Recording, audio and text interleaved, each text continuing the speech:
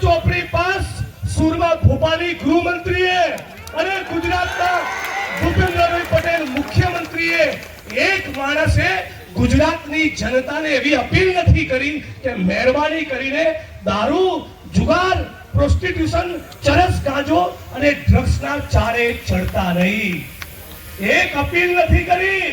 મતલબ કે આ જે ધંધા ચાલે છે તમારે ચાલવા દો, અમારા પેટનું પાણી હલવાનું નથી.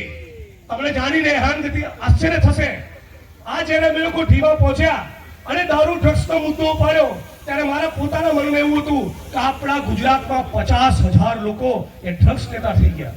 હમણાં ખબર પડી જગદીશભાઈ, 2019ના ભારત સરકારના રિપોર્ટ પ્રમાણે, ભારત સરકારના કહેવા પ્રમાણે ગુજરાતમાં ડ્રગ્સનું સેવન કરી ચૂકેલા લોકોનો આંકડો 19 લાખ છે. અને આવા ગદ્દારોને કહી દઉં છું, આ ફાગવેલની ધરતી પરથી એક નહીં 50 વખત વળગામ આવી જશે. અને વળગામમાં બી જોઈ લઈશ, બનાસકાંઠામાં બી જોઈ લઈશ.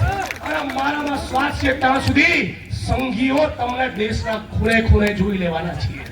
હમણાં મોટા ઉપાડે પોલીસના કાર્યક્રમમાં બંદૂક ઊંચી કરવા ગયા હતા, હાથ લબડી ગયો. અલ્યા સુરમા ભોપાલી, કેસ્ટો મુખર્જી, આ સીન સપાટા બંધ કર ભાઈ. ગુજરાતમાં દારૂ, જુગાર ને ડ્રગ્સનો કારોબાર બંધ કર. આ તમારી ભ્રષ્ટાચારની વૃત્તિના કારણે આપણું ગુજરાત, મારું ગુજરાત, આપણા સૌનું ગુજરાત બરબાદ થઈ ગયું છે. 72,000 કરોડનું ડ્રગ્સ દરિયા કાંઠે આવ્યું. ક્યાંથી આવ્યું? કોઈ જવાબ નહીં.